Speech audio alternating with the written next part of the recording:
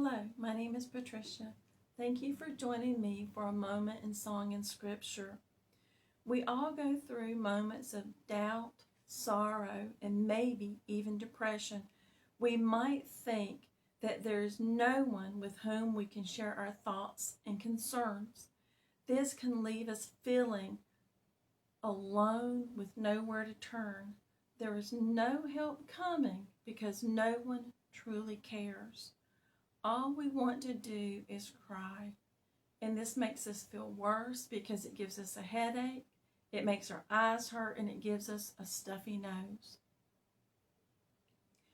When the tears won't stop, remember there is always at least one who does care. Sarah McCutcheon wrote a song entitled, "It Matters to the Master." No truer words have ever been spoken. Please listen to the lyrics. When life gets you down and you feel more broken than whole, when the wounds go deeper than words and you can't tell a soul, I may not know what you're going through and may not can make that high mountain move. But one thing I've found that I really want you to know, if it matters to you, it matters to the Master. He wants to share the burdens you bear, whisper peace when your world gets shattered.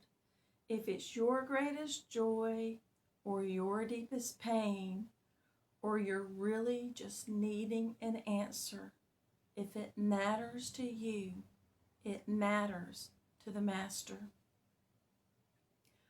Friend, do you think the maker and giver of life is far too busy to care about your trouble and strife? He sees the sparrow that falls to the ground, and he hears the tears that don't make a sound. If only you knew how precious you are in his sight. If it matters to you, it matters to the Master. He wants to share the burdens you bear, whisper peace when your world gets shattered.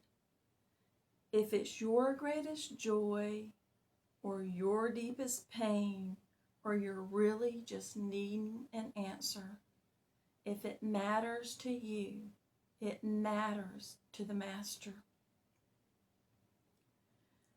The Bible tells us about God's involvement in people's lives.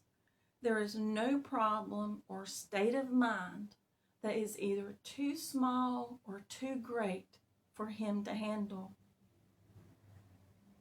In the book of Genesis, we find that Adam and Eve were embarrassed after they had sinned. God still cared. He gave them clothing to cover their nakedness. In the book of Exodus, the Hebrews were fleeing for their lives. God still cared.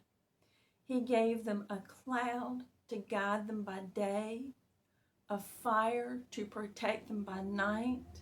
He split the sea and he filled their stomachs.